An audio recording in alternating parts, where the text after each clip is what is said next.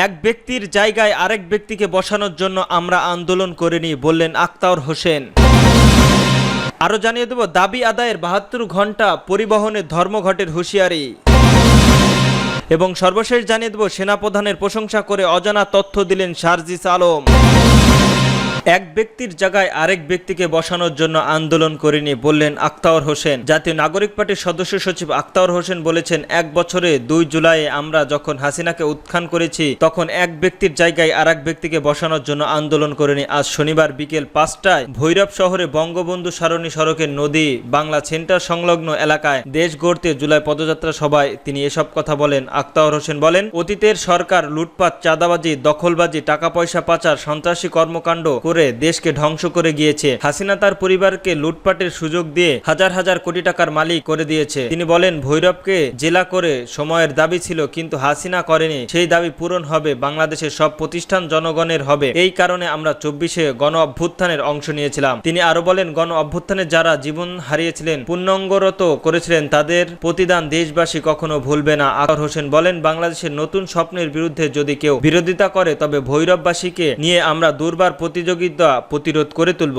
বাংলাদেশকে যারা দীর্ঘ সময় শাসনের নামে ঘোষণা করেছেন, সেতু, কালভার্ট, রাস্তাঘাট করার নামে হাজার হাজার কোটি কোটি টাকা লুটপাট করেছেন, দুর্নীতি করেছেন, লাখ লাখ টাকা বিদেশে পাচার করেছেন, তাদের বিচার করতে হবে। আমরা আর পাচারের রাজনীতি দেখতে চাই না। বাংলাদেশের সব নাগরিকের অধিকার প্রতিষ্ঠা করতে চাই। পথসভায় আরও বক্তব্য দেন জাতীয় নাগরিক পার্টির এনসিপির দক্ষিণ অঞ্চলের মুখ্য সংগঠক হাসনাত আবদুল্লাহ, কেন্দ্রীয় নেতা আফনাফ মঈন খান, কিশোরগঞ্জ জেলায় বৈষম্য বিরোধী ছাত্র আন্দোলনের মুখ্য সংগঠক শরীফুল হক জয়, ভৈরব জেলায় বৈষম্য বিরোধী ছাত্র আন্দোলনের আহ্বায়ক মোহাম্মদ কাইজার, ছাত্র নেতা রিয়াসিন প্রমুখ। দাবি আদায়ের জন্য ৭২ ঘন্টা পরিবহনের ধর্মঘটের হুঁশিয়ারি। আগামী ১১ই আগস্টের মধ্যে ৮ দফা দাবি পূরণ না হলে পরের দিন থেকে ৭২ ঘন্টা ধর্মঘটের হুঁশিয়ারি দিয়েছে পরিবহন মালিক শ্রমিকরা। রবিবার বেলা ১১টায় জাতীয় প্রেস ক্লাবের আয়োজিত সংবাদ সম্মেলনে এই হুঁশিয়ারি দেন। সড়ক পরিবহন আইন ২০১৮ সালে সংশোধন সহ ৮ দফা দাবি আদায়ের এই সংবাদ সম্মেলনের আয়োজন করে বাংলাদেশের সড়ক পরিবহনের মালিক সমিতি, বাংলাদেশের বাস ট্রাক অ্যাসোসিয়েশন ও বাংলাদেশ সড়ক পরিবহনের ফেডারেশন। সংবাদ সম্মেলনে লিখিত বক্তব্যে বাংলাদেশের সড়ক পরিবহনের মালিক সীমিত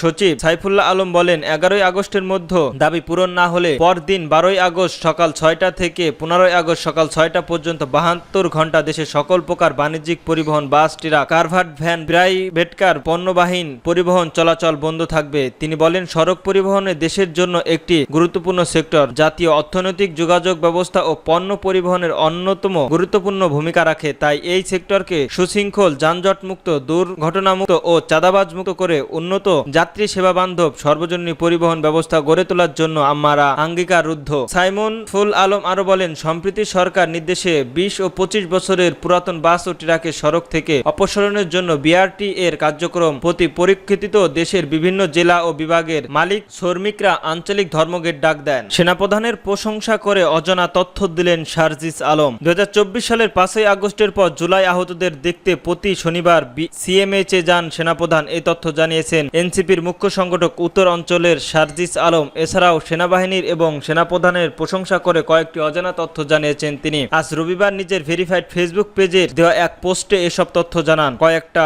আনপপুলার তথ্য দেই। ক্যাপশনে সার্জিস আলম লেখেন, ২০২৪ সালে ৫ই আগস্টের পর থেকে আজকের পর্যন্ত কিছু ব্যতিক্রম বাদে প্রত্যেক শনিবারে সেনাপ্রধান সিএইচএমএ গিয়ে সেখানকার ভর্তি থাকা জুলাই আহতদের দেখতেন, যেটা সব উপদেষ্টাদের মোট ভিজিট ক্ল্যাম্বার করেও তার চেয়ে বেশি হবে। তিনি আরো বলেন, সবচেয়ে সিরিয়াস আহতদের কোয়ালিটিফুল ট্রিটমেন্ট নিশ্চিত করা এবং চিকিৎসা বাবদ ব্যক্তি প্রতি সবচেয়ে বেশি ব্যয় হয়েছে। ঢাকা সিএইচএমএ আহত ও শহীদদের পরিবারকে আর্থিক সহযোগিতা ও পুনর্বাসনের ক্ষেত্রে জুলাই শহীদ স্মৃতি ফাউন্ডেশন এবং স্বাস্থ্য মন্ত্রণালয়ের পর প্রতিষ্ঠান হিসেবে সবচেয়ে বেশি কাজ করেছেন বাংলাদেশ সেনাবাহিনীর সেনাপ্রধান।